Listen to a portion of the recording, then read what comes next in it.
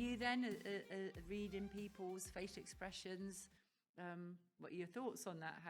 How's that been for you? Yeah. Sometimes I've been a bit lacking when it comes to reading people's expressions, and same for people. To me, honestly, I had quite a bad habit of talking quite a monotone, kind of a deadpan expression a lot of the time. So a lot of people took me too seriously, I feel like, when it comes to when I talked. Okay.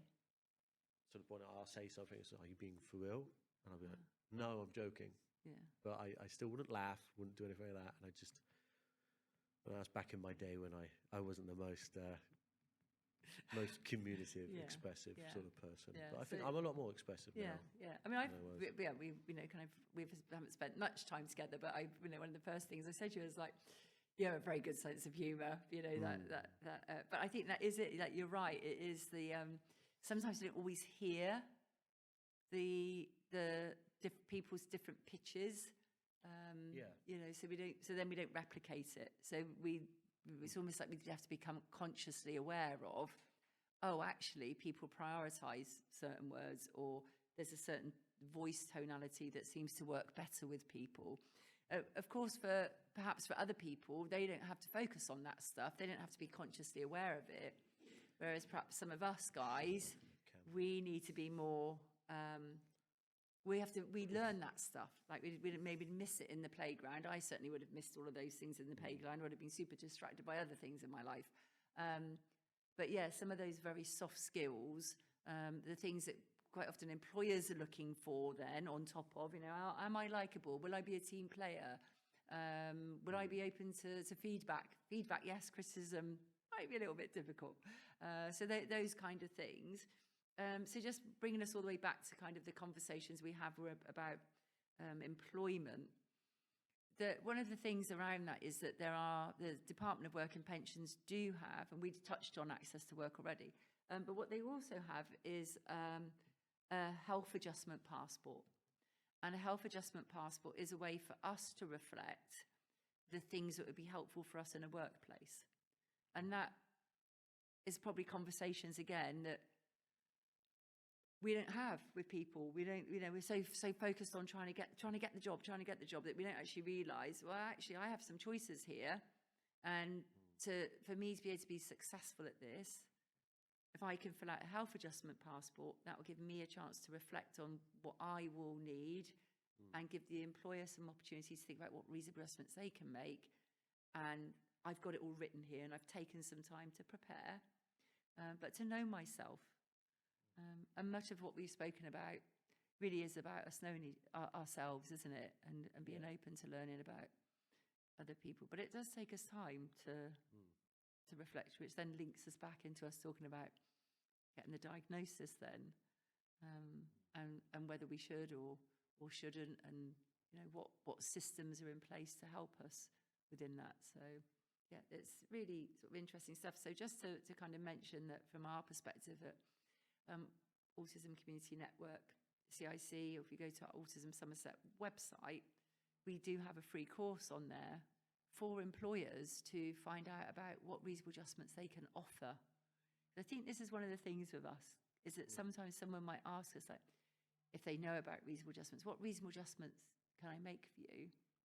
And again, we get that brain-body thing where it's like, I don't know, why are you asking me? I'm very anxious now, Whereas health adjustment passport, I've already had time. Like, actually, here you go, read my health adjustment passport. It will tell you. What we really want is people to be offering rather than us having to request, perhaps. So that could be something that makes a difference. We've talked about lots of different things in our conversation. Just a little bit then around kind of, and it does link with employment, it's kind of friendships and relationships and things. So for you then, as an individual navigating this ever-changing world then of neurodiversity, friendships and things like that for you, relationships, like. I feel like I don't talk enough to my friends. That's more of a thing I feel like I struggle. I struggle keeping up friendships in my case. But as you get older, you kind of drift away from people, I guess in that sense. but sometimes I feel like I don't talk to people enough, really. But in that sense, I feel like people. It's not a fear of like people not liking to talk to me. It's more just I don't know. I feel like I can't be bothered, or I don't have the effort to continue it. So it links us to that time thing again. Yeah, Yeah, it's so again it's like, time do thing. I take the time? I guess it's more the sense I feel like I might bother them. Okay. I might feel like I'm taking their time Okay. away, but I'm sure they'll be happy to talk to me. Hmm. It's just always I can never do the first step. Okay, so it's initiating that first step, as in maybe picking up the phone or sending an email. And also, I think that again, sometimes because we are in a world that's pretty fast, and because we worry about taking up other people's time, we may always feel like we have to have a reason. Yeah.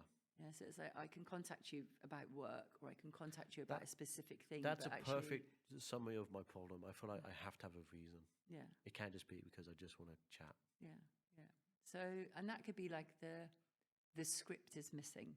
Yeah. So it's like, and I think that's the other thing. It's like we don't get taught the scripts. We don't get taught that soft stuff. Perhaps maybe that's what's missing sometimes for us. So yeah, so one of the sort of strategies that I've learned is that I might send a message and just go, when would be a good time to catch up? I just really want to know about, what's been going on for you, or just to check in on how things are for you. I've had to learn to do that and learn to make the time to do that, because my natural instinct would be like, what can I do for you? What can you do for me? That's it. That's the extent of our exchanges. I do find it really difficult to do my dog this, I just find that a little bit like tough. Activate my brain to be like the best audience ever now, and to listen and to choose to go, okay, this isn't about me, this is about you. So if you want to talk about your thing, your special interest, or what's happening in your life, I need to be available and choose to be available to do that. There possibly will be a part of me that going, why are you doing that? Yeah, because you could be doing this, you could be doing that. Why are you not doing this?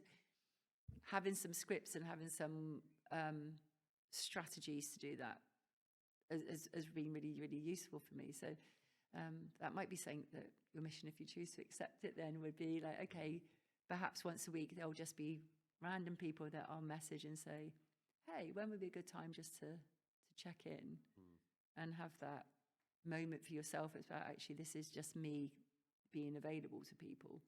And some people might pick it up and some people might not, and like that'll be okay. Yeah. But the people that do, that might just help build some of that connectivity. But it is tough to do that stuff. Like, I don't know what it's like for other people, but I do know that I really struggle. I probably haven't been a great friend when people have tried to be friends with me, because I don't know the protocols. No, yeah. I'm blessed now that I have a daughter who I can phone and go, tell me the protocol on this. They've just asked me that. She's like, don't overshare. That'll be the first thing. So it is interesting that we would think that we have those things, but we actually don't. Sorry, just my typical ADHD fashion. Alarms are going off constantly to tell me to do something, but my brain hasn't remembered what it is I'm supposed to do.